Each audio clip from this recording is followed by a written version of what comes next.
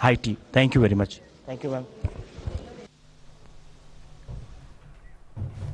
Good evening and welcome once again. I am Namrata Singh and you're watching Sansad TV's day-long continuous coverage of the Union Budget 2024-25.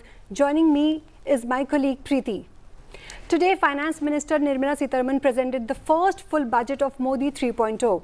Her budget proposals focus on inclusive growth, infrastructure, employment, women, MSMEs and several key sectors.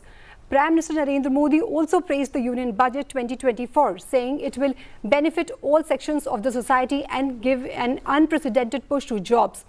We will bring you all the details and analyze what these proposals mean for the nation and for you, the citizens of India. So to get the detailed understanding, we are joined by our esteemed panel of experts. बिल्कुल, जयंत दास गुप्ता और महेश कौशिक जी हमारे साथ studio में लगातार मौजूद हैं और हमने देखा कि अभी वित्त मंत्री निर्मला सीतारमण ने प्रेस कॉन्फ्रेंस को संबोधित किया और इससे जुड़े तमाम जो सवाल थे, जो आज बजट पेश हुआ है वित्त वर्ष 2024-25 को लेकर, उससे जुड़े तमाम सवालों का जवाब उन्होंने दिया है। जयंत जी, आपने वित्त मंत्री को सुना, अभी उन्होंने एक एक पॉइंट पर अपनी तरफ से क्लियर किया है, अगर कुछ आशंकाएं भी हैं उन्हें भी साफ किया है और बजट को लेकर जो तमाम बड़ी बातें हैं और उनका एक बार फिर से यही कहना है कि हमने हर वर्ग पर फोकस किया है, तो ये बजट सबके लिए बजट है। उनके प्रेस कॉन्फ्रेंस से क्या बड़ी बातें आप निकालेंगे? बजट का जो उनका भाषण था उसमें कई बातें स्पष्ट होती हैं। एक तो कि 9 बिंदुओं पर उन्होंने अपना जोर दिया है, वो शुरू में ही उसका जिक्र हुआ था उनके अभिभाषण में। दूसरी बात है कि रोजगार सृजन के लिए इस बजट में बहुत ज़्यादा बल दिया गया है और रोजगार सृजन के साथ साथ एमएसएमई सेक्टर के माध्यम से रोजगार सृजन, उस पर भी बल दिया गया है। मैन्युफैक्चरिंग सर्विसेज ये भी शामिल है। इंक्लूसिविटी और सोशल सिक्योरिटी, इसमें भी बातें हुई हैं, इसमें भी नीतिगत निर्णय लिए जाएंगे और बजट का प्रावधान किया गया है। और सर्वोपरि बात यह है कि जो पिछले कई वर्षों से इंफ्रास्ट्रक्चर लेड डेवलपमेंट हो रहा था, कैपेक्स के माध्यम से एक ग्रोथ स्पर्ट जो आया था, उसे बरकरार रखा जाएगा और इंफ्रास्ट्रक्चर स्पेंडिंग जारी रहेगी।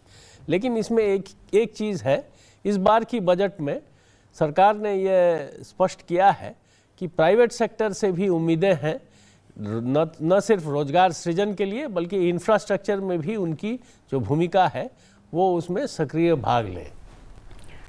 Mr. Kaushala, so the budget, plans to scale up education and skill development programs. What do you think, how these incentives for employments are going to work? Definitely it will work because the government has cleared its focus that it will definitely motivate to the private sector and companies, and it has announced that the 1.8 lakh crore rupees is sanctioned in this budget for the promotion of employment based activities, and 5,000 to 6,000 allowance will be given to the youth, and 1 crore youth internship will be given to the across by 5,000 leading companies of the country. And on the other side, the 10 lakhs to 20 lakhs youth will be skilled through these programs. So I think the development programs through MSMEs and the development of infrastructure, the main goal or the main focus of the government is to generate more employment opportunities to the youth, and definitely more funds are allocated to achieve this goal through this budget. And skilling loan is a term which was unheard of. Tell us something about more.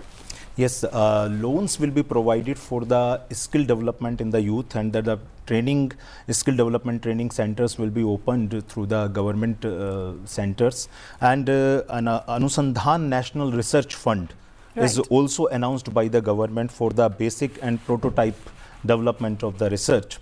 And educational loans will be also provided by the government from 10 lakh rupees to 20 lakh rupees to the youth, and some other programs are also initiated by the government to generate employment.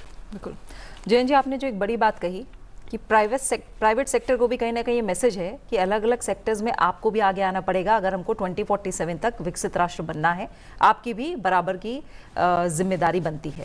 R&D एक बहुत बड़ा मैं कहूँ focus का point रहा है और हमें हमेशा कहा भी जा रहा है कि R&D पर ज़्यादा से ज़्यादा काम करना है अगर हमें अपने आप को टेक्नोलॉजी में भी आगे बढ़ना है और हर सेक्टर को अगर एक और पुश देना है तो R&D को लेकर भी एक बड़ा अनाउंसमेंट हमने देखा है। इसमें भी प्राइवेट सेक्टर कहीं ना कहीं पीछे रहता है, तो आपको क्या लग रहा है अब इस अनाउंसमेंट के बाद क्या कुछ देखने को मिलेगा R&D को लेकर खासकर? R&D का जहाँ तक सवाल है, इसमें मुझे जितना स्मरण है करीब 1 लाख करोड़ की एक योजना बनाई गई है और उसमें जो प्राइवेट सेक्टर के फर्म हैं जो सामने आएंगे प्रस्ताव लेकर, उसमें से उनको मदद की जाएगी। तो R&D में सरकार ने भी अपनी भूमिका रखी है। ऐसा नहीं है कि सारा R&D प्राइवेट सेक्टर ही करेगा, लेकिन प्राइवेट सेक्टर के साथ हैंड होल्डिंग करने की ज़रूरत है, उन्हें कुछ मदद पहुंचाने की बात है। वो इस 1 लाख करोड़ की जो योजना है उसके माध्यम से किया जाएगा। Right. Like women pay, we always have this women-centric development. The government has always the focus on. So the budget allocation of over 3 lakh crore for schemes benefiting women and girls. How will these investments and will contribute to gender equality and economic empowerment? The question is addressed to me? Yes, sir. Okay, all right. There are 83,000 self-help groups in the country, comprising only women, and about 9 crore women are involved in these 83,000 self-help groups. The plan is to benefit these groups in different ways. One of the things is that Mudra loan, the upper limit has been increased from 10 lakh rupees to 20 lakh rupees. These self-help groups will also get access to Mudra loans. The second aspect of this is that, and this is in the background, the labor force participation rate of women has been going up ever since the COVID pandemic, and now it has reached about 37%. So providing jobs to women, providing financial assistance to women or inclusivity for their financial participation. And the third aspect which I would like to mention is that maternal and child health care and a new Anganwadi scheme, which will be a comprehensive one, has also been announced in this budget. So अलग से doctor Kaushik, women lead development announcement के बाद वित्त मंत्री ने तमाम जो इन्हें लेकर घोषणाएं हैं उनका जिक्र किया था। जब MSME की भी हम बात कर रहे हैं या हम स्टार्टअप्स की बात करें या हम स्किलिंग की बात करें, कहीं ना कहीं ये सब इंटरकनेक्टेड भी हैं और गांव में ज़्यादा से ज़्यादा लोग खुद का रोज़गार करें, खुद के स्टार्टअप करें, इस पर भी बहुत बड़ा फोकस है सरकार की तरफ से। ऐसे में आपको क्या लग रहा है कि एक तरफ जनजातीय समुदाय का भी ख्याल रखना, एक तरफ दलित आदिवासियों की बात करना, महिलाओं की बात करना, युवाओं की बात करना, स्किलिंग की बात करना, अपने आप में कहीं ना कहीं ये इंक्लूसिव आप एक्शन कहीं ना कहीं समझ रहे हैं क्या? और MSME को जिस पुश की ज़रूरत है उसके लिए आप कितना बड़ा कदम आज बजट में मान रहे हैं? देखिए, बिना विमेन एम्पावरमेंट के तो इंक्लूसिव डेवलपमेंट पॉसिबल नहीं है। 50% of the population is women, so if you are not giving sufficient importance to the women's section, then it is not possible for the inclusive development. तो जो एक हम समावेशी विकास की बात करते हैं उसके ये सब अंग माने जाते हैं, चाहे वो विमेंस हैं, चाहे वो आप जो गरीब वर्ग है जो कहीं पीछे छूट गया है, या जो आदिवासी वर्ग है वो कहीं विकास की दौड़ में पीछे छूट गया है। तो आज जो बात की है फाइनेंस मिनिस्टर ने अपनी बजट स्पीच में, वो अन्नदाता से शुरू की, और जो 9 पॉइंट्स की सर अभी बात कर रहे थे उसमें 9 पॉइंट्स में सबसे पहली जो प्रायोरिटी है वो उन्होंने कृषि की बात की, कि जो प्रोडक्टिविटी है एग्रीकल्चर सेक्टर में, वो जो रेजिलियंस है उसको कैसे हम बना के रखेंगे और कैसे हम उसमें प्रोडक्टिविटी को इंक्रीज करेंगे, और वहाँ से होते हुए वो यूथ से लेकर के, और फिर उन्होंने विमेन एम्पावरमेंट की बात की, और उसके बाद वो सारा जो सेक्टर्स हैं इंफ्रास्ट्रक्चर डेवलपमेंट के, उन सब के थ्रू उन्होंने बताया कि हम किसी भी क्षेत्र को पीछे नहीं छोड़ने वाले हैं। यानी जो बैलेंस डेवलपमेंट है, चाहे वो रीजनल बैलेंसेस हों, कि चाहे वो एक क्षेत्र जो हमने बात की है बिहार से लेकर के झारखंड और फिर वेस्ट बंगाल तक हम गए हैं। और अभी जो फाइनेंस मिनिस्टर एक क्वेश्चन का आंसर देते हुए कह रही थी कि हमने जो स्कीम्स अनाउंस की हैं वो सभी स्टेट्स के लिए हैं। हाँ, कुछ स्टेट्स ने उन स्कीम्स को डिनाई कर दिया है, और वो शायद जिसका नाम नहीं ले पाई, वो बहुत इंपॉर्टेंट स्कीम जो पीएमजे स्कीम है, आयुष्मान भारत स्कीम, जिसको कि केवल पूरे देश के अंदर सिर्फ 4 राज्यों ने ही डिनाई किया उसको एक्सेप्ट करने से, जो एक बड़ी स्वास्थ्य बीमा योजना है जिसका लाभ देश के बहुत बड़े वर्ग को मिल रहा है, उसको वेस्ट बंगाल ने मना कर दिया। तो जब हम बात करते हैं इंक्लूसिव डेवलपमेंट की, तो इन जो पिलर्स हैं, ये विमेन हैं या जो backward section of the society है, चाहे वो कास्ट वाइज है, चाहे वो इकोनॉमिकली है, तो इन सबको शामिल करने का प्रयास इस बजट में किया गया है। और ये विजन जो है वो 2047 विकसित भारत के लिए है, जो इस बजट में दिखता है। बिल्कुल। और शिक्षा एक बहुत बड़ा फोकस कहा जा रहा था इस बार के बजट में होगा, और उसको लेकर भी तमाम घोषणाएं बजट में हमें देखने को मिली हैं। तो बजट 2024-25 को लेकर शिक्षा मंत्री धर्मेंद्र प्रधान से खास बातचीत की मेरी सहयोगी कृति मिश्रा ने। आइए सुनते हैं उन्होंने क्या कहा। आप देख रहे हैं संसद टीवी का बजट पर लगातार कवरेज, और हमारे साथ हैं बेहद खास मेहमान, देश के एजुकेशन मंत्री धर्मेंद्र प्रधान जी। सर, बहुत बहुत स्वागत है संसद टीवी में। सर, सबसे पहले आपका रिएक्शन लेना चाहूंगी ओवरऑल बजट फॉर विकसित भारत, जहां पे विकास भी है, विरासत भी है। इसी वित्त वर्ष में एक बार एक इंटीरियम बजट के रूप में एक प्रकार से इस बार की स्पेंडिंग की एक रणनीति सरकार ने रखा था। जब चुनाव हो गया उसके उपरांत आज पूर्णांग बजट आई है, और मैं उस बजट को बहुत सकारात्मक दृष्टि से इसकी अर्थनीति पे, देश की नागरिकों के ऊपर उसकी प्रभाव आएगा ऐसे मैं मानता हूँ। विशेष करके वित्त मंत्री जी ने प्रधानमंत्री जी की जो विकसित भारत की योजना है, विकसित भारत की जो एक आह्वान है, उसको साकार करने के लिए उन्होंने जो 4 प्रायोरिटी एरिया उन्होंने बनाई है उसमें रोजगार, स्किलिंग, एमएसएमई के माध्यम को जोर देना और मध्य वर्गीयों पे जोर देना, मिडिल क्लास को जोर देना।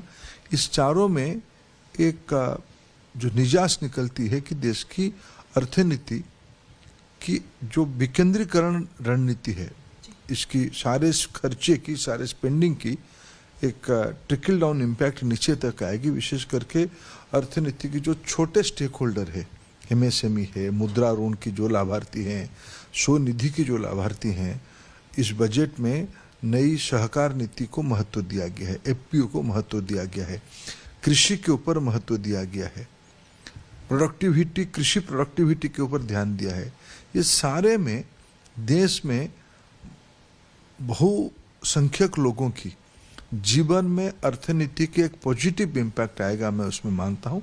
और विशेष करके इस बार जो टोटल कैपिटल स्पेंडिंग है, कैपिटल स्पेंडिंग की साइज बढ़ के 11.11 लाख करोड़ रुपया की हुई है। ये निकट में इस सबसे ज़्यादा स्पेंडिंग है। इसमें से विकास में गति आएगी, रोजगार सृजन होगा और समाज की बड़े वर्ग सरकार के द्वारा खर्चे की हिताधिकारी होंगे, ये मेरा मानना है। बिल्कुल सर, और अगर मैं आपके मंत्रालय की बात करूं, एजुकेशन की, स्किल डेवलपमेंट की या जॉब्स की, 1.48 लाख करोड़ का एलोकेशन काफ़ी इंप्रेसिव है। किस तरह से आगे आप रोड मैप देखते हैं इसके डेवलपमेंट का? मैं मानता हूं शायद इन दिनों में एजुकेशन, स्किलिंग और उससे जुड़ा हुआ एम्प्लॉयमेंट में ये सबसे बड़ा स्पेंडिंग की अमाउंट में मानता हूं। राष्ट्रीय शिक्षा नीति को क्रियान्वयन करते हुए इस प्रकार की बजट एलोकेशन निश्चित रूप में गति देगा। रिसर्च के ऊपर, अनुसंधान के ऊपर भी जोर दिया गया है। नए आईटीआई की नया प्रारूप के बारे में जोर दिया गया है। 1 करोड़ इंटर्नशिप देश की बड़े 500 कंपनियों में सरकार की प्रोत्साहन से की जाएगी, इसको भी प्रायोरिटी दिया गया है। कुल मिला के 4.1 करोड़ नौजवानों को रोजगार उपलब्ध करवाया जाएगा, स्वरोजगार उपलब्ध करवाया जाएगा। इस बजट में उसकी प्रतिफलन हुई है। इसीलिए रिसर्च, एजुकेशन, स्किलिंग, एम्प्लॉयमेंट, ये सारा विषय में ये जो 1,48,000 करोड़ रुपया की स्पेंडिंग होगी, एजुकेशन लोन के बारे में बात किया गया, उसकी अमाउंट बढ़ाया गया है, स्किल लोन के बारे में बात कहा गया है, छोटे उद्यमियों को प्रोत्साहित करने के लिए अनेक रियायत उसमें दिया गया है। ये सारे देश में एक रोजगार की नई रचना खड़ी करेगी। बिल्कुल सर, और चलते चलते नेशनल एजुकेशन पॉलिसी पर बहुत अच्छे टारगेट्स, प्रोग्रेसिव टारगेट्स देश के सामने हैं। ये बजट उन ऑब्जेक्टिव्स को फुलफिल करने के लिए कितना सहायक होगा?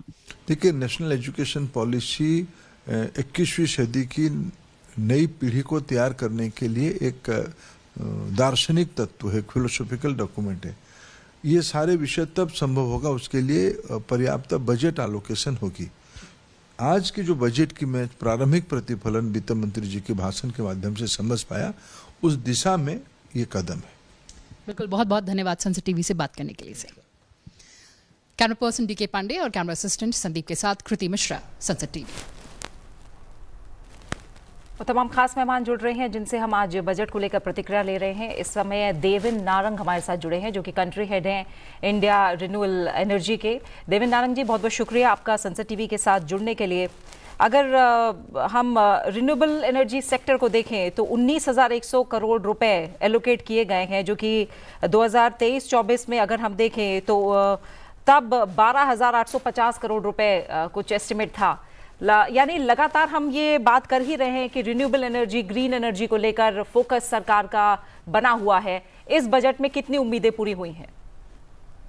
देखिए, इस बजट में एक बहुत खास चीज फाइनेंस मिनिस्टर ने रखी है, जो कभी भी हिस्ट्री ऑफ इंडिया में नहीं हुई है, कि they have allowed private sector participation in nuclear energy. ये हम लोगों की बहुत डिमांड थी, क्योंकि इंडिया को बेस लोड पावर चाहिए, और बेस लोड पावर आज सिर्फ कोल से मिलता है आपको। जब न्यूक्लियर एनर्जी के छोटे न्यूक्लियर रिएक्टर्स अलाउ हो जाएंगे और इस पर रिसर्च अलाउ हो जाएगी और ये इम्प्लीमेंट हो जाएंगे, इसकी टेक्नोलॉजी आ जाएगी, तो इससे बेस लोड पावर हम कोल को रिप्लेस कर सकेंगे न्यूक्लियर से, और हमें बेस लोड पावर मिल जाएगी। तो ये बहुत सिग्निफिकेंट चीज़ बजट में हुई है। और दूसरी चीज़, पंप स्टोरेज के लिए भी इन्होंने अनाउंसमेंट करी है। उसका मैंने अभी फाइन प्रिंट पढ़ा नहीं है, पर वो भी बहुत बड़ी एक अनाउंसमेंट हुई है। और जो पीएम सूर्य घर बिजली योजना है, रूफटॉप सोलर, वो काफ़ी सक्सेसफुल हो गई है। उस पर काफ़ी रूफटॉप में प्लांट्स लग रहे हैं। तो इससे बहुत बड़ी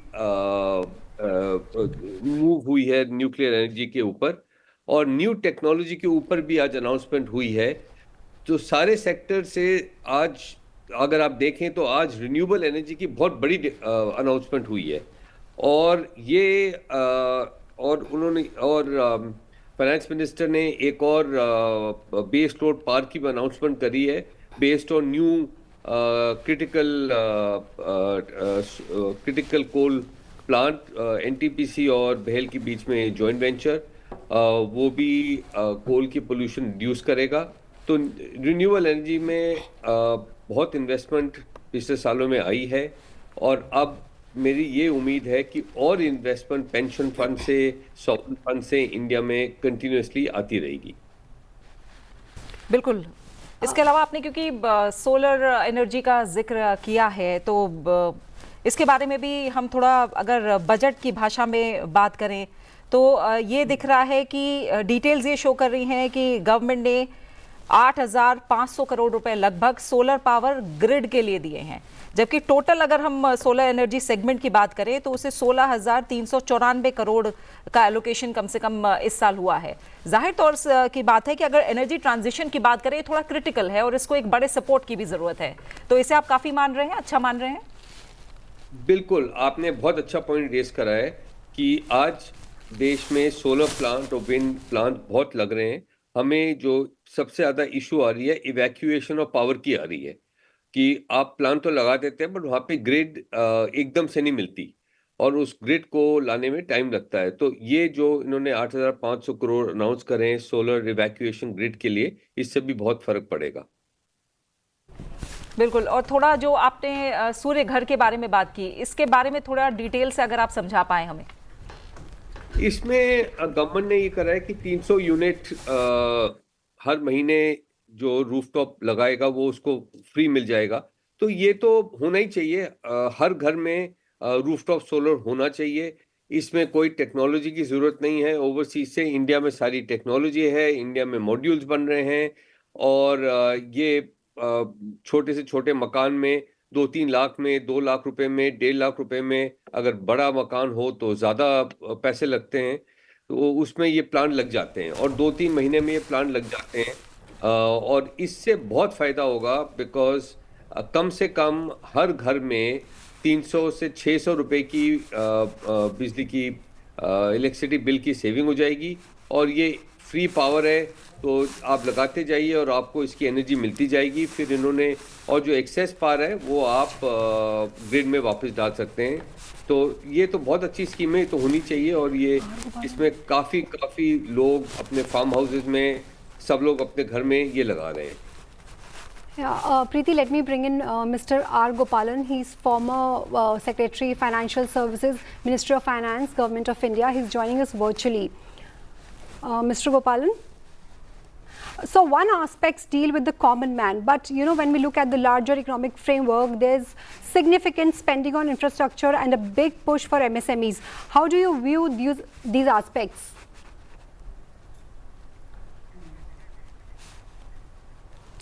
Mr. Narang? Yes. Yeah.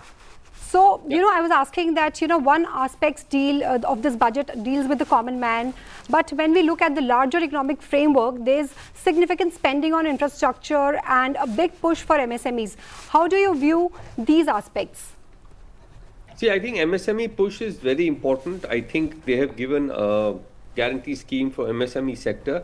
MSME sector is one sector which needs a lot of help. And of course, there's been a big infrastructure push also in this budget, which will lead to employment. Infrastructure always leads to employment. The other significant benefits is some push on tourism, which will also lead to tourism as a big employment generator. And also the employment linked incentive scheme is very welcome. Yet to read the fine print on this, but I think this would also lead to increase in employment. Employment is a concern, and employment in a country like India is very critical and important. Right. Mr. R. Gopalan has joined with us, and welcome to Sansad TV, sir. Thank you. So how will this budget affect the key sectors like agriculture, manufacturing and technology? You know, what are the key takeaways from this budget for you, sir? Yeah, my key takeaways from the budget is basically the MSMEs, the way they have been very in all-round manner, their interests have been, issues have been covered, like Mudra, like capital, like SMA treatment, like various verticals they have been involved by the banks to treat them or deal with them. These are all very, very encouraging signs that MSMEs are finally going to take off in this country. That's one. Two, the infra push.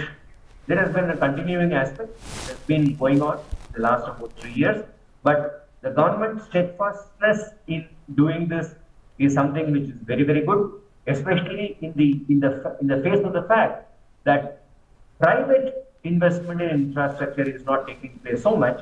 So the public sector has to take up a big role in this until the private sector is able to take its place. So in that sense, the investment in infrastructure is very, very important. Third important thing I look at is the skills. Very clear. About 8 million people are going to come out every year for employment purposes. Now they are looking at a 5-year period of 40 million to treat them in terms of apprenticeship and kind of internship. And loans are being given for education. Loans are being given for the skill development. As some of the previous speakers have mentioned, I don't want to repeat them. They are all in a holistic way. I would say that the skills development part of it is being really, completed in a very, very big way. On the structural aspect of the budget, I would say that there has been a very good change which has come up from, instead of looking at a fiscal deficit, numbers, looking at total debt of the government to the GDP, central government debt to the GDP, how that is going to be looked at as we go along, it is the best way to go forward, because this fiscal deficit numbers, as Finance Secretary mentioned, you see, it can be different. 3% can be different for an advanced, slowing economy, but for us, we are an expanding economy, and therefore that number has to be high. So, in that sense, I think that there has been a very, very good development. The borrowings have come down, withdrawals of cash has come down. So, I think these are some of the very good aspects that I would see in the budget structurally as we go along. Right, sir. बिल्कुल हम आपके पास दोबारा आएंगे। हमारे साथ एक खास मेहमान दिलीप चिनॉय भी स्टूडियो में हमारे साथ जुड़े हुए हैं, जो कि चेयरमैन हैं भारत वेब3 एसोसिएशन के। दिलीप चिनॉय जी, आपका भी बहुत बहुत स्वागत है संसद टीवी में।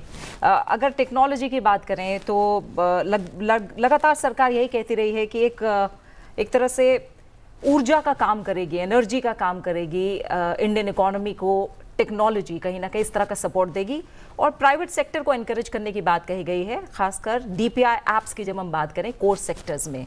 टेक्नोलॉजी को लेकर किस तरह का पुश इस बजट में आपको दिखाई दिया है?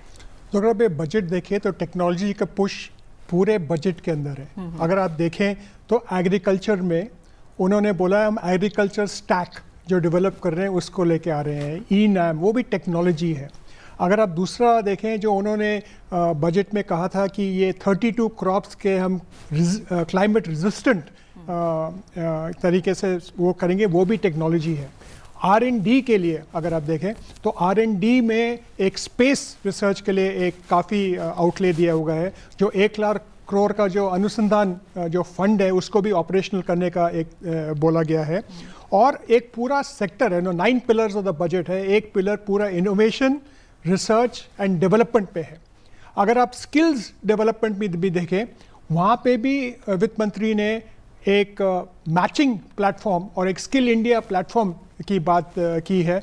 अगर आप सोलर में भी देखें तो उसमें भी टेक्नोलॉजी का है। अगर सेक्टर बाय सेक्टर, एक चीज़ जो बजट स्पीच पे नहीं आई है लेकिन बजट में एलोकेशन है, वो ई मोबिलिटी के लिए, मिनिस्ट्री ऑफ हेवी इंडस्ट्रीज के उसके करीब 3-4 प्रोग्राम है। एक जो फेम का स्कीम है, faster adoption of electric mobility, दूसरा जो ऑल्टरनेट सेल केमिस्ट्री का PLI है, और जो PLI स्कीम है, और जो नए प्रोग्राम उन्होंने इलेक्ट्रिक मैन्युफैक्चरिंग के लिए अनाउंस किया था पिछले इंटरिम बजट में, और उसको फाइनलाइज किया, और वो 2 और 3 व्हीलर के लिए। तो अगर आप देखें मैन्युफैक्चरिंग में, स्किलिंग में, इंफ्रास्ट्रक्चर में, एग्रीकल्चर में, और पूरा एक तरीके से एक R&D का फोकस है। E-commerce, health, law and justice, जितने भी कोर एरियाज हैं, यही कहा गया है कि प्राइवेट सेक्टर भी वहां पर आए और टेक्नोलॉजी को लेकर, खासकर डीपीआई एप्स की जो बात की गई है उसमें अपना participation they.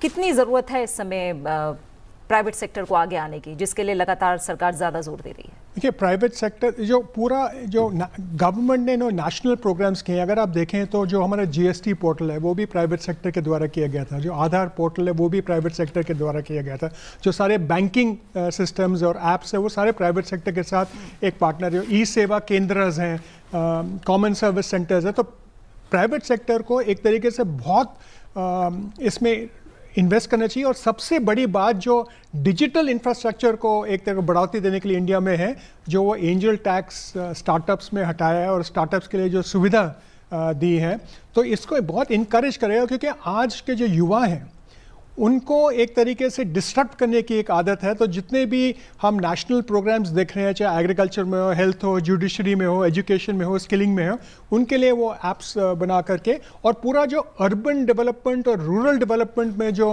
Digitisation of land records और वो सब एप्स आएंगे। और क्योंकि मैं भारत वेब3 एसोसिएशन को चेयर करता हूँ, ब्लॉकचेन एप्लीकेशंस, मैं जब सुबह बजट सुन रहा था तो हर जब वित्त मंत्री ने किसी भी टेक्नोलॉजी की जिक्र किया, किसी भी डेटाबेस की जिक्र की, उसमें ब्लॉकचेन टेक्नोलॉजी इस्तेमाल की जा सकती है एक बहुत बड़े पैमाने पर। आपने स्पेस टेक की बात की थी, 1000 करोड़ रुपए का अनाउंसमेंट है, कितना बड़ा कदम है ये बजट में? ये बहुत ही बड़ा कदम। देखिए, इस गवर्नमेंट में पिछले 3-4 सालों में बहुत कदम लिए हैं स्पेस टेक्नोलॉजी में। पहला जो इन स्पेस, वो एक ऑर्गेनाइजेशन क्रिएट की थी, उसका जो चेयरमैन है वो private sector Mahindra and Mahindra के वो थे डॉक्टर गोयनका, उनको चेयरमैन बनाया।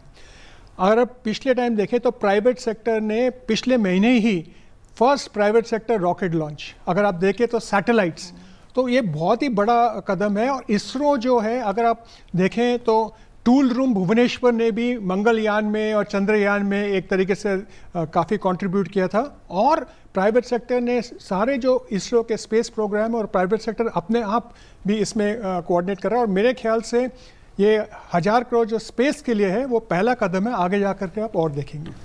इसमें जो बात है वो थोड़ा सा आप अगर और समझाएं। ये जो अनाउंसमेंट है that came in her union budget speech in the parliament and is expected to assist more than 180 government recognised space technology startups in India. इस स्पेस टेक्नोलॉजी की जब हम बात कर रहे हैं, स्पेस सेक्टर की जब हम बात कर रहे हैं, इसमें स्टार्टअप्स को किस तरह देख रहे हैं भारत? अभी जो स्टार्टअप्स है ना, अगर देखिए स्पेस प्रोग्राम क्या होता है, launch vehicles, satellite vehicles, remote sensing applications, काफ़ी अलग है। इसमें जो है बहुत यंग स्टार्टअप्स, जो मैं आपको स्पेस लॉन्च का कहूँगा, वो एक्स इसरो एम्प्लॉयज़ हैं जो उन्होंने अपना स्टार्टअप शुरू किया था। स्पेस में जो DPIIT और वो इन स्पेस के साथ जो रजिस्टर्ड है वो 182 है, लेकिन देश में ज़्यादा है। और ये 1000 करोड़ को देख करके ये 182 का नंबर बढ़ जाएगा आगे जा करके। और इनको जो भी एप्लीकेशन, आप किसी भी स्पेस का आप एप्लीकेशन ले लीजिएगा, चाहे वो इंजन हो, चाहे वो टेलीमैटिक सिस्टम हो, चाहे वो गाइडेंस सिस्टम हो, तो हर उस क्षेत्र में एक प्राइवेट सेक्टर कंपनी एक तरीके से काम कर रहा है। और आखिर में वो इसरो से वो बर्डन हट जाता है और इसरो और एडवांस रिसर्च कर सकता है। Right. Tell us more about the DPI in agriculture, because Finance Minister said that the government plans to implement DPI in agriculture with the help of state governments. And, they are talking about the inclusivity, that everybody has to come together to, for the growth, for the Viksit Bharat. So, tell us more about this DPI in agriculture. So, ये जो digital public infrastructure, पहले तो वो अपने दर्शकों के लिए बता दें, will tell them that it is digital public infrastructure for the agriculture stack. If you look at the whole digital public infrastructure, it includes Aadhaar, we used COVID. Now, for many years, there was a development, last 2 to 3 years, there was a development of an agricultural stack. In the agriculture stack, what they want to do is, first they want to cover the farmers and their lands. In the next 3 years, they're going to look at covering the farmer and the lands and a digital survey for the Kharif crop. So this is the forthcoming crop. It will be taken up in 400 districts. So what will happen is this will link to the ENAM and to the other projects there. And in addition, the target is that over the next year or so, 6 crore farmers and their land records. So if you go down to the village, a lot of disputes on land, a lot of disputes on different aspects of the thing are there. So the digital infrastructure here will enable that. Also, you link the Kisan credit cards, you link the mandis, you link everything. So it'll become a, eventually there'll be a super app on your phone. So it'll be something and you'd be linked to your DigiLocker, linked to a lot of things. So you'll see this growing as you go forward. Right. इसके अलावा जैसा आपने भी कहा कि कहीं ना कहीं जो बजट स्पीच थी उसमें किसी भी सेक्टर की बात करें तो डायरेक्टली एंड इनडायरेक्टली टेक्नोलॉजी की बात ज़रूर हो रही थी। और यही कहा जा रहा है कि अगर जैसा हम बार बार कह रहे हैं कि विकसित भारत को लेकर, जैसा प्रधानमंत्री भी कहते रहे हैं, विकसित भारत को लेकर आगे के तमाम कई सालों को लेकर एक बड़ा विजन लेकर आगे बढ़ा जा रहा है। टेक्नोलॉजी की जब हम बात कर रहे हैं, एक जो गैप हमेशा कहा जाता था एक रूरल और अर्बन इंडिया में, लेकिन उस गैप को पाटने के लिए भी लगातार कोशिशें हो रही हैं। उनके परिणाम किस तरह के दिख रहे हैं? तो टेक्नोलॉजी का सबसे बड़ा उपयोग जो रूरल इंडिया में पिछले 10 साल में हुआ है, हम उसको जैम ट्रिनिटी बोलते हैं। ठीक है, ठीक है। सेकंड जो आप देखें, वो जो हमारे जो बैंक अकाउंट्स है, जन धन अकाउंट्स, ठीक है। तीसरा जो टेक्नोलॉजी का एक तरीके से यूज़ किया है वो डायरेक्ट बेनिफिट ट्रांसफ़र। अगर आप देखें तो ये 3 जो हैं बिल्कुल एक तरीके से, और अब फिर उन्होंने क्या किया है, जैसे उन्होंने कहा था 1 नेशन 1 राशन कार्ड, इसके पीछे भी टेक्नोलॉजी का एक तरीके से हाथ है। अब अगर आप स्किल इंडिया में देखें तो एक स्किल इंडिया पोर्टल है। अब आप देखें एजुकेशन में पिछले 3 साल में स्वयं के 3 हो गए हैं, सैटेलाइट टेलीविजन इंस्ट्रक्शन मीडियम हो गया। सबसे बड़ी जो उपलब्धि और सक्सेस टेक्नोलॉजी की है कि कोविड के द्वारा हमने स्कूल एजुकेशन और कॉलेज एजुकेशन एक तरीके से किया, और जो हमारी कोविन सर्टिफिकेट है, कोविड की जो सर्टिफिकेट और जो कोविन है, वो सारे टेक्नोलॉजी है जो हेल्थ केयर में, जैसे आपने पहले भी जिक्र किया था, health care, agriculture, education, oil and gas, solar, सारे में ये डिजिटल इंफ्रास्ट्रक्चर का है। और ये डिजिटल स्टैक बढ़ रहा है, ई कॉमर्स, ई गवर्नेंस, ई जुडिशरी। कौन सोच सकता था कि आप घर बैठे बैठे सुप्रीम कोर्ट के प्रोसीडिंग्स देख सके, या घर बैठे पार्लियामेंट प्रोसीडिंग्स देख सके। वो भाई वो काफ़ी, वो पार्लियामेंट प्रोसीडिंग्स तो पुराना है, लेकिन जुडिशियल प्रोसीडिंग्स देख सके। the way it has transformed the education sector. देखिए, whole education sector, and I don't know when's the last time you went to a bank branch. You can do everything on your this thing. True. You can do all stock trading if you're in that sector, everything on your phone. You want to, now with artificial intelligence and blockchain and all coming up, there'll be so many more applications if you look at the digital infrastructure. School children, pension, you can do your online, you can do that. I mean, I applied for a renewal of a driving license, I did it online. Right. So there are different services that are given to you online, which are there, and it's benefiting the common man, young, women, all the self-help groups. Everything has been put on a platform. Right. और जब हम technology की बात करते हैं तो उसके लिए जो ज़रूरी इंस्ट्रूमेंट्स हैं उनकी भी बात होगी।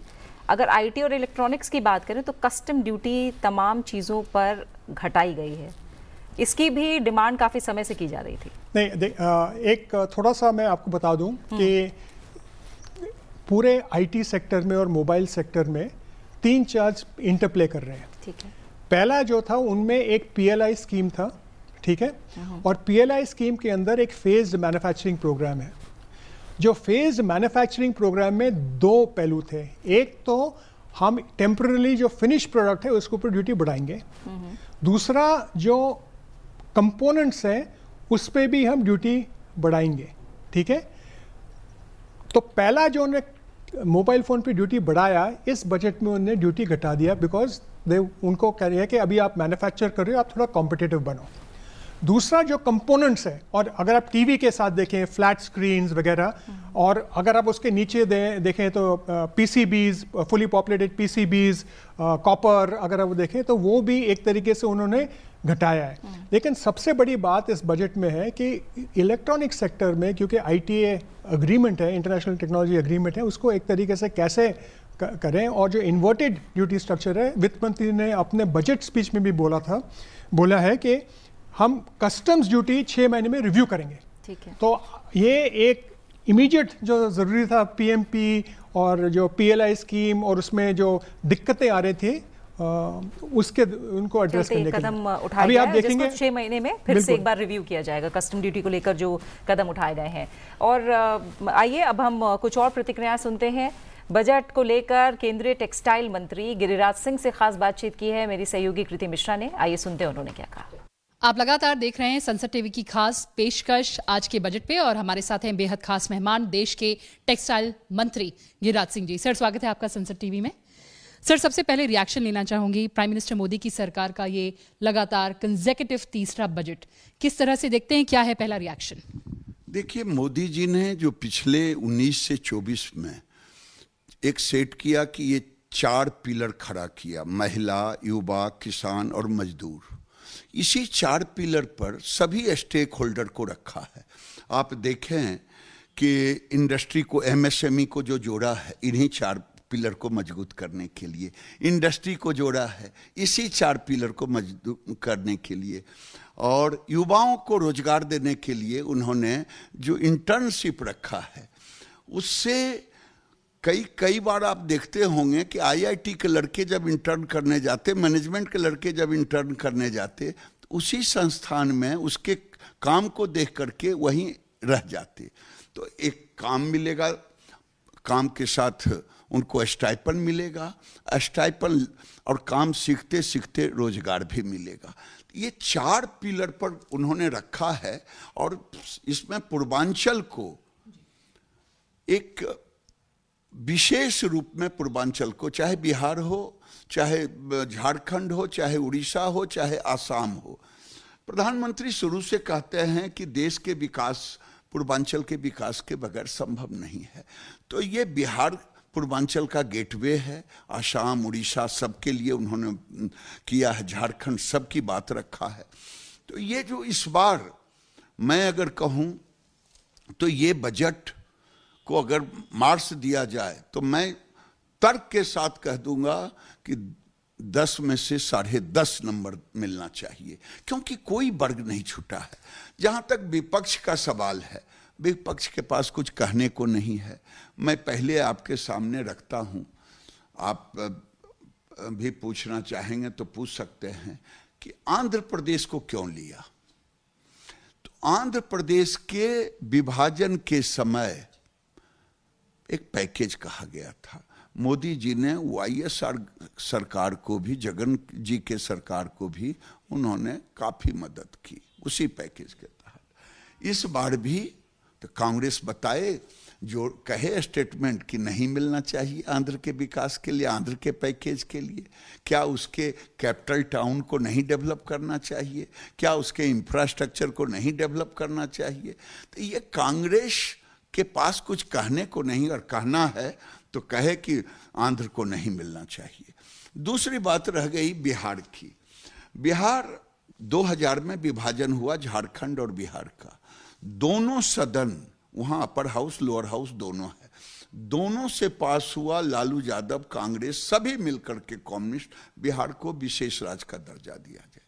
शुरू से यूपीए की सरकार रही, लालू यादव किंग मेकर रहे, रेल मंत्री, कई बड़े बड़े किंग मेकर, लेकिन न कांग्रेस दी न लालू यादव दिला पाए बिहार को विशेष राज्य का दर्जा। उस समय विशेष राज्य के दर्जे का नियम भी था, उसकी योजनाएं भी थी, लेकिन जब योजनाएं खत्म हो गई, कल चिल्ला रहे थे कांग्रेस के लोग, आरजेडी के लोग, विशेष राज्य का दर्जा बिहार को, आज चिल्ला रहे हैं कि नीतीश जी को खुश कर रहे हैं। अरे ये बिहार के विकास का एक छोटा सा आईना दिखाया गया है, चाहे कृषि की योजना हो, चाहे सिंचाई की योजना हो, चाहे सड़क की योजना हो, चाहे एयरपोर्ट की योजना हो, चाहे पर्यटन की योजना हो, चाहे गया को डेवलप करने की बात हो, चाहे राजगीर को डेवलप करने की बात हो, चाहे बेगूसराय में एयरपोर्ट देने की बात। ऐसे एयरपोर्ट, कई एयरपोर्ट हैं, लेकिन हम अपने संसदीय क्षेत्र में भी मुझे एयरपोर्ट मिला है। तो इन सब चीज़ों को बिहार के विकास के साथ जोड़ा जाए, और बिहार आज 14-15 करोड़ की आबादी वाला देश, 10% आबादी बिहार का हो गया है। तो 10% आबादी को विकसित किए बगैर विकास संभव नहीं है। बिल्कुल सर, आपने पूरे बजट को ओवरऑल 10 में से 10.5 मार्क्स दिए, लेकिन अगर मैं आपके मंत्रालय की बात करूं तो 90% टेक्सटाइल जो यूनिट्स हैं वो एमएसएमई सेक्टर में आती हैं, और एमएसएमई सेक्टर के लिहाज से ये बजट काफ़ी महत्वपूर्ण रहा है। तो किस तरह से आप देखते हैं इसका इम्पैक्ट आपका जो मंत्रालय है उस पर? देखिए, ये हमारे मंत्रालय, कपड़ा मंत्रालय में 2 भाग है, 3, एक्सपोर्ट, रॉ मटेरियल, मजदूर, और मजदूर के को रखने वाले एमएसएमई के यूनिट के मालिक, यही 4-5 है। चारों पांचों को मोदी जी ने उसमें समाहित किया है। एक्सपोर्ट को भी समाहित किया है, मजदूर को लिए तो विशेष समाहित किया है, महिला लेड इकोनॉमी को रखा है, और जो एमएसएमई को एनपीए में जाएगा, कपड़ा से जुड़ा हुआ कपड़ा मिल, पावरलूम, प्रिंटिंग का, उसके लिए भी एक कॉर्पस फंड रखा है। और सबसे बड़ी बात है, मुझे ये लगता है कि इसके कारण कपड़ा मंत्रालय को एक बड़ी एक तरह से पॉलिसी में महत्व दिया गया है। और ये मैं जरूर कहूँगा कि आने वाले दिन हम एमएसएमई के माननीय मंत्री जी और अधिकारियों के साथ मिलकर कपड़ा मंत्रालय के लिए एक अलग एमएसएमई से पैकेज लेंगे। बिल्कुल सर, और चलते चलते, क्योंकि विरासत से आपको बहुत सरोकार है, बहुत प्रेम है, तो विकसित भारत भी और जो हमारी विरासत है उसको सजोने वाला बजट, ऐसा आप सोचते हैं? बिल्कुल।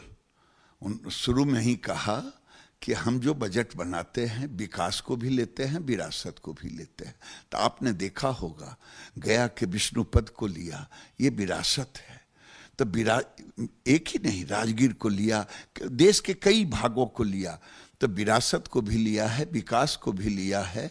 और 4 पिलर पे खड़ा ये सारे स्टेक होल्डर उसी 4 पिलर को मजबूत करने में लगे हैं, चाहे इंडस्ट्री हो, चाहे एक्सपोर्ट हो, चाहे रॉ मटेरियल हो, चारों इसी के इर्द गिर्द घूमता है। बिल्कुल सर, बहुत बहुत धन्यवाद हमसे बात करने के लिए और ये मजबूत भारत का मजबूत बजट। कैमरामैन डीके पांडे और कैमरा असिस्टेंट संदीप के साथ मैं कृति मिश्रा, संसद टीवी। और बजट को लेकर नागर विमानन मंत्री किंजरापू राममोहन नायडू से खास बातचीत की मेरी सहयोगी कृति मिश्रा ने।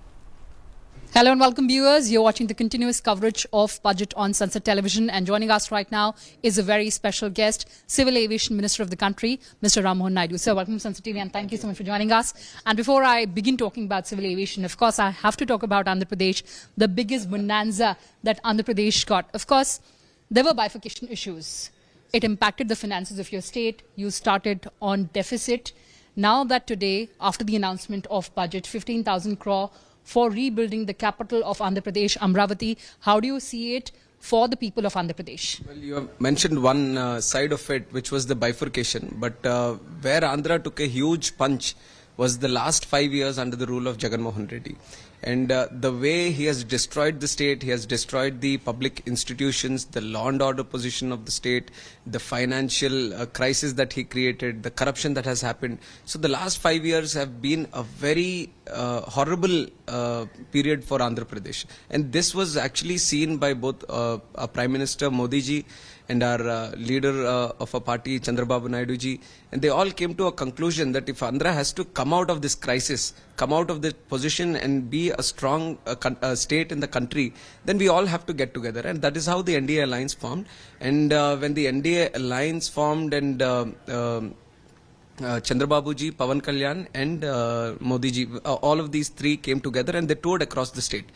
And they have given so much confidence to the people that once you have a double engine sarkar in the state and the center, then you are going to get the best of both worlds, and we are going to ensure from our side also that everything goes in a perfect planned way for the state of Andhra Pradesh. And the people believed it. People gave us a huge mandate. Unheard of mandate.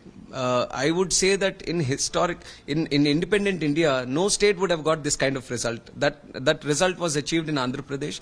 So now we are in a position where we have to give back to the assurances, to the promises that we have given before the election. And what I'm really, really happy about is that within a period of 50 days from winning and taking charge, it's probably 40 odd days, and the budget has come and we have delivered. And we have delivered with so much big heart, and especially I would like to thank Honorable Prime Minister Modi ji, who has remembered all the issues, all the assurances that he has made before the election, and he has made sure that everything is being presented in the budget. And I see that it is a huge huge success story for the state of Andhra Pradesh when the way it has been plundered for the last 5 years, and it's looking at some kind of support for rebuilding and all that, and Modi ji has given that for the state. And most of the issues, people are looking at it, some people are looking at it politically, saying that we are part of the alliance. But if you go to Andhra Pradesh, you talk to any one of the common man out of 5 crore people of Andhra Pradesh, and you ask him, what do you want? These are the things that he says that he'll want. You don't need to ask him which party you're from. You just ask a Telugu person from Andhra Pradesh, what do you want? Then he'll say, I want Polavaram, I want Amravati, I want funds from the center. So that is what. So PMG has made a direct connection to the people of Andhra Pradesh, and he has heard them and he has delivered on it. And we are happy that we have been able to deliver on whatever promises we have made. And Polavaram project is a lifeline project for Andhra Pradesh. It is a project with multiple uses for irrigation water, drinking water, power generation, one of its kind in the country. It's a national project. So it has to be, the responsibility is with the central government. And now with a huge heart, they have said that they are going to complete it within the stipulated time, which is a big assurance for Andhra Pradesh. So we are taking it in a very happy way. And other than that, we have Amaravati Capital, which has been totally, the idea of capital has been destroyed by Jagan. There was no capital in the last 5 years. And we made an assurance that we are going to build a capital. Now from the central government, we are giving 15,000 crore rupees. So that is a huge benefit for the building of capital, and also backward districts which are there in the state. And central government, the Sitaraman ji has mentioned that according to the AP Bifurcation Act, whatever benefits need to be given to these backward regions, we will be providing them. And also they have selected 2 nodes, one in Kopparla and one in Orvakallu. So these nodes they want to develop. A lot of activity has been planned through the budget for the state of Andhra Pradesh, which is duly required also. This is not some extra thing that they are doing, which is required for the state, which the Prime Minister in his campaign, he has seen that the status of Andhra Pradesh, and he has ensured that a proper growth impetus is given right in the beginning. And I feel that we have achieved that. And on behalf of 5 crore Andhra people, I would like to thank Honorable Prime Minister for this. So as you said, double engine ki sarkar, and of course special assistance announced in the budget today. So this is the perfect amalgamation for the development of Andhra Pradesh and its people. Absolutely. And what is the other advantage that we have? State engine ko chalane wala Chandrababu Naidu, and the national engine is with Narendra Modi, one of the big visionaries this country has ever had. So 2 growth engines, the 2 best people that can run these engines are sitting at the state and center. So every rupee that is given to the state of Andhra Pradesh, Chandrababu Naidu ji has the vision to make it 1 lakh rupees. So he has the vision. He has proved it time and again that he is a visionary. He thinks of the long term. He thinks about growth, progress, and all those things. So in the same path, he's willing to walk that path again with the cooperation from the center. And if you have seen last 40 days since he has taken charge as Chief Minister of Andhra Pradesh, he has come numerous times to Delhi.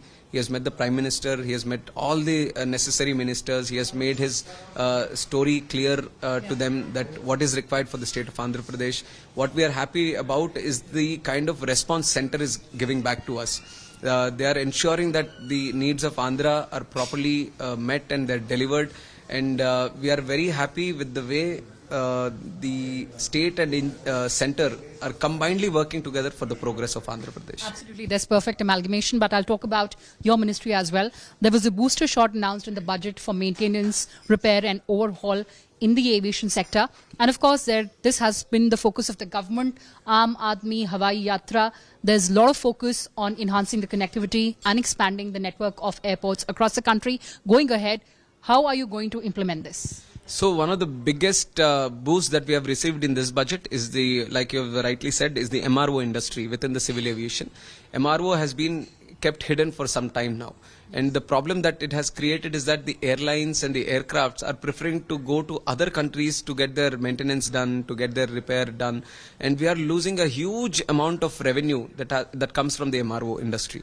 If we have the will to develop MRO industry within our own country, it leads to a lot of economic growth, it leads to employment generation, and it leads to a lot of additional revenue also to the government.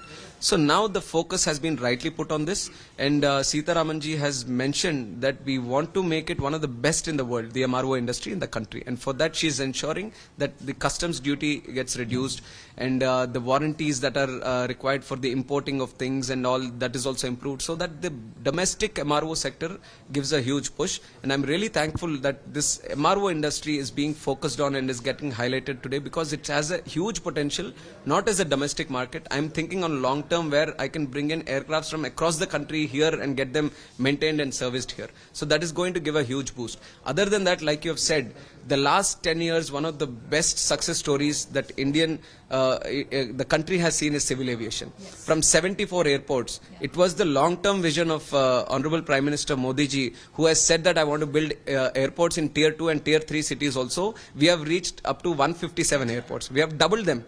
And we are trying to double them in the next 20 odd years also. So we have a lot of scope for civil aviation growth. We have achieved a certain status. We want to give it another boost from here. 10 years we have seen a good amount of activity happening.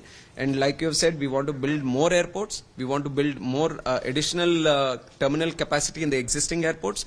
And you'll be happy to know that we are building 21 additional terminal buildings in this year.